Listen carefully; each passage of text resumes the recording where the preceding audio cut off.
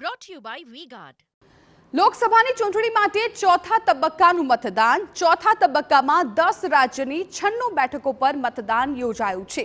ચોથા તબક્કામાં કુલ 1717 ઉમેદવારો મેદાનમાં છે. 2019માં 96માંથી 13 બેઠકો યુપીએને મળી હતી.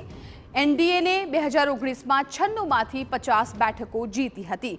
આંધ્રપ્રદેશ અને તેલંગાણાની તમામ બેઠકો પર મતદાન ચાલી રહ્યું છે. તેલંગાણાની 17 બેઠકો માટે 525 ઉમેદવાર મેદાનમાં છે. તો આ તરફ આંધ્રપ્રદેશની 25 બેઠકો માટે 454 ઉમેદવાર મેદાનમાં છે. બિહારની 5 બેઠકો માટે 55 ઉમેદવાર મેદાને છે. તો જમ્મુ કાશ્મીરની 1 બેઠક પર 24 ઉમેદવાર મેદાનમાં છે. ઝારખંડની વાત કરવામાં આવે તો ઝારખંડની 4 બેઠકો પર 45 ઉમેદવારો મેદાને છે અને મધ્યપ્રદેશની 8 બેઠકો માટે 84 ઉમેદવાર મેદાને છે.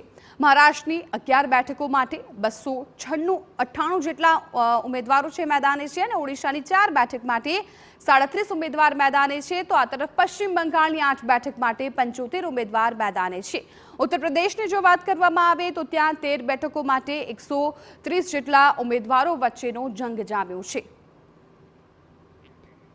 અત્યાર સુધી કુલ 283 બેઠકો પર મતદાન છે પૂર્ણ થઈ ગયું છે. હવે આજે ચોથા તબક્કા બાદ કુલ 18 રાજ્યોમાં ચૂંટણી પૂર્ણ થશે.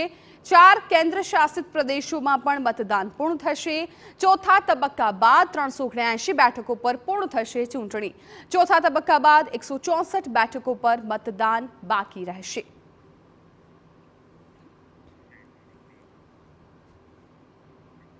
Brought to you by V-Guard.